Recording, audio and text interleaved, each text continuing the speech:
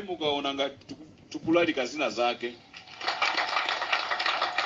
Tukulalika zina zake muzititsutsa kuti izi yayi. Kalata imene ije chodabwitsa akamalemba makalata ambiri. Amaika ma quotation, amaphunzitso amene akale. Amaika ma quotation kuti ndanena izi poyang'anira maphunzitso 2020 chani ka 1945 papa anati chakuti. Kapena ma quotation ochokera m'Bible. Kalata imene ya mati fiducia ka supplicants yakuti chani kale. Mulibe quotation iliyonse ochokera m'Bible kapena ya magisterium mulibe. Zisasopano zokha. Choncho ifeyo takana ndipo tinali woyambirira dziko lonse lapansi kukana amaepiskopi ya ku Malawi. Itatuluka pa 18 December ife pa 19 tinalemba. Ndipo ili konse afikaso kwa apapa kuziwa. Atilemba ma newspaper ku Germany kumene akufuna zimene zichitika. Maepiskopi akumene anavomereza na kudalitsa maukwati amenewa. Ndi kumene kuchokera ndalama zambiri zopita ku Vatican pofuna kukondweretsa. Maepiskopi ya ku Germany amabereka ndalama zambiri. Ndi zimene zatulukazi kumatauza kuti ife toto. Ngakhale amatithandiza ineyo amatithandiza ku Germany omwewo. Asembe athu awa kangodzozedwa ndi malemba makalata kuti ndithandizeni timagalimoto amandithandiza panopo satipasa chilichonse chifukwa takana zimenezi. Takana zimene satipatsa. Ngube manja bambo katondo yawa alibe tugalimoto basa alandiranso. Ndiye Madalena ajatidzale nditu ndikugulitsa tikula galimoto toka edi ziko kwa mambo bambo katondo. Nkhani yake ndi imeneyo. Choncho takana tonse ife tikunena kuti ukwati wovomerezedwa ndi womwamuna ndi mkazi basi.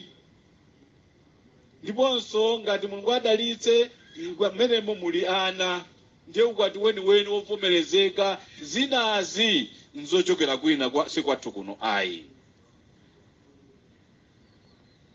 Ndi mawu amenewa musamakhumudwenso yayi. Ife episkopi anu tikutsata chiphunzitso cha chikatolika chochokera kwa apostoli. Musamakhumudwe koma muzitipempherera. Tiapemphererenso apapa kuti atiphunzitse zoona zokha.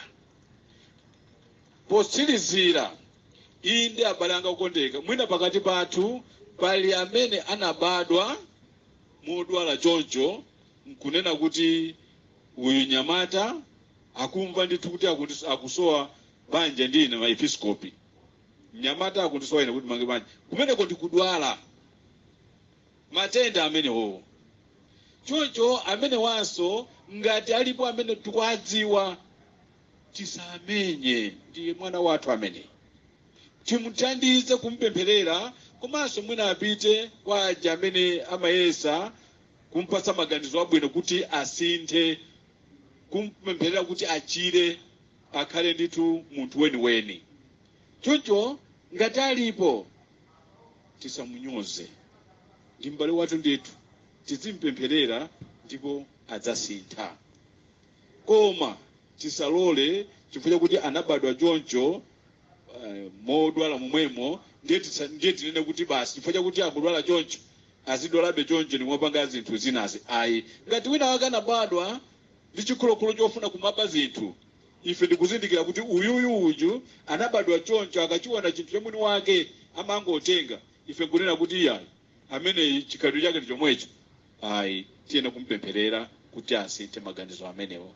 Choncho tisanyoza abale athu amenewa koma tiwapempherere tiwafunire aja madokotala a psychology kuti awathandize asinthe maganizo kuti akhale munthu weni ngati ife tomwe. Tiziwakonda anthu oterewa chifukwa awo ndi matenda.